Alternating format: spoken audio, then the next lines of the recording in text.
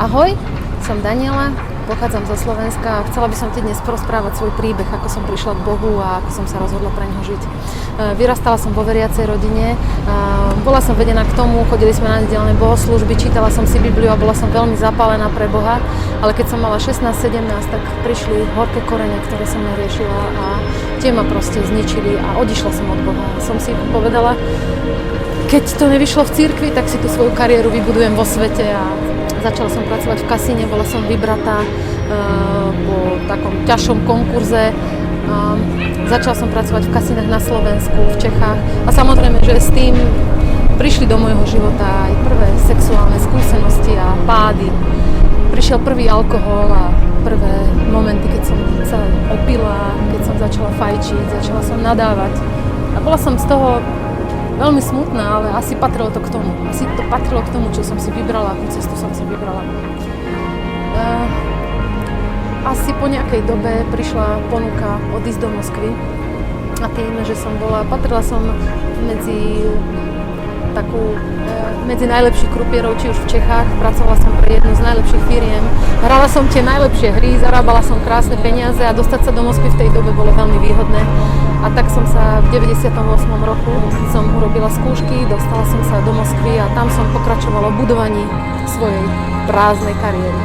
Už teraz to tak nazvem, vtedy som to tak nevidela, bola som z jednej strany aj šťastná, že sa mi tak darí a že som taká úspešná a môžem si všetko dovoliť, po čom ľudia bežne túžia, či už je to pekné auto, pekné oblečenie, pekná dovolenka, drahé bary, alkohol, či už na helikoptere sa odviezť, dať si v inom meste kávu.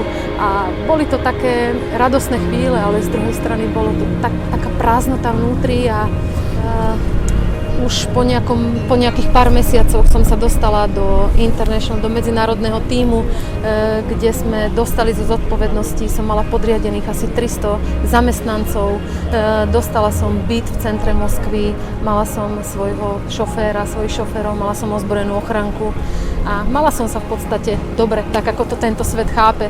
Mohla som si dovoliť ísť na najdrahšiu dovolenku, mohla som si dovoliť čokoľvek. Behom pol roka som si kúpila byt,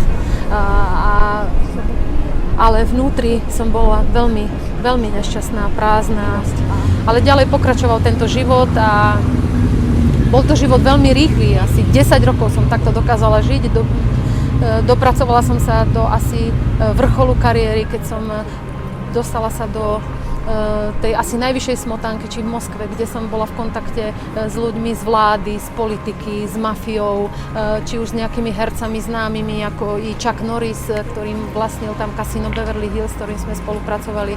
A prišiel moment, keď som sa modlila na balkóne a povedala som si, Bože, pomôž mi vrátiť sa.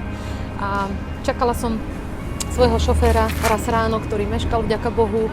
A prišli ku mne dve dievčatá, raz ma obišli, potom odišli naspäť, modlili sa. To som už teraz pochopila, že sa modlili. A prišli s takou pozvánkou, hovorí, mohli by sme vás, prosím vás, pozvať do zhromaždenia. A hovorím, áno, ja vás čakám. Tak som vytrhla tú pozvánku a bola som šťastná. Vedela som, že toto je ono, keď Boh mi dal tú šancu prísť k nemu naspäť.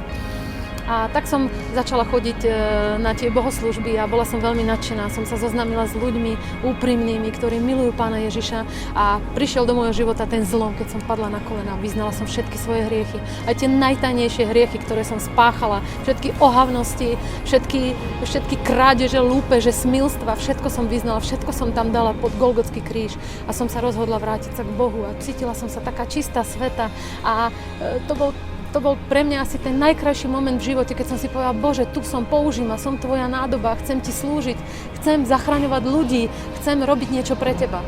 A Boh ma nechal ešte rok v tomto kasíne, tak som pracovala.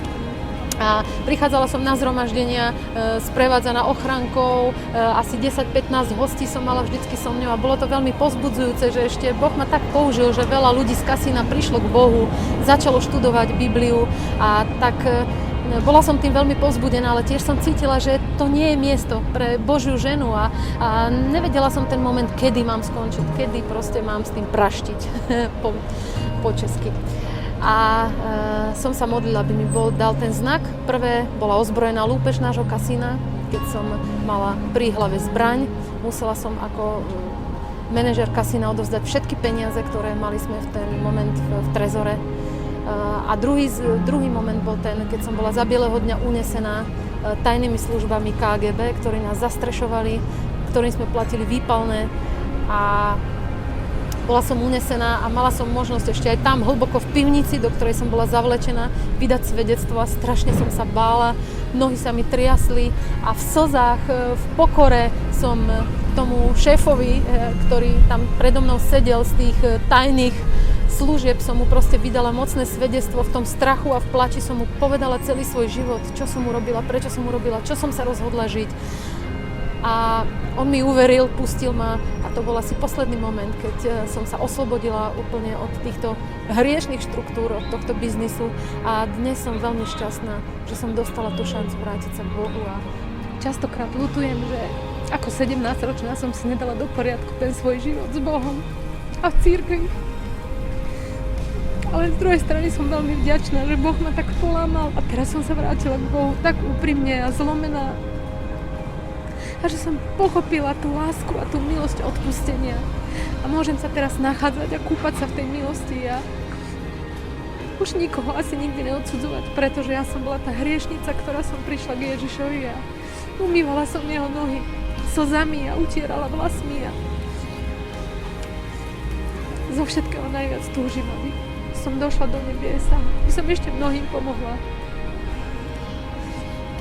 A tak som vďačná, že si ma teraz počúvala.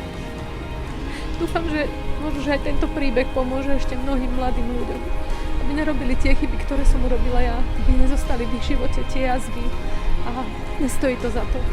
Boh stvoril také vákuum u nás vnútri, aby sme ho zaplnili ním a nedokážeme to zaplniť ani kariérou, ani peniazmi, ani slávou, ani úspechom, ani tou svetskou láskou, ani sexom, ničím iným. Môžeme to zaplniť iba Bohom a iba vtedy budeme šťastní a naplnení. Ničím iným sa to nedá zaplniť. Zostaneme prázdni.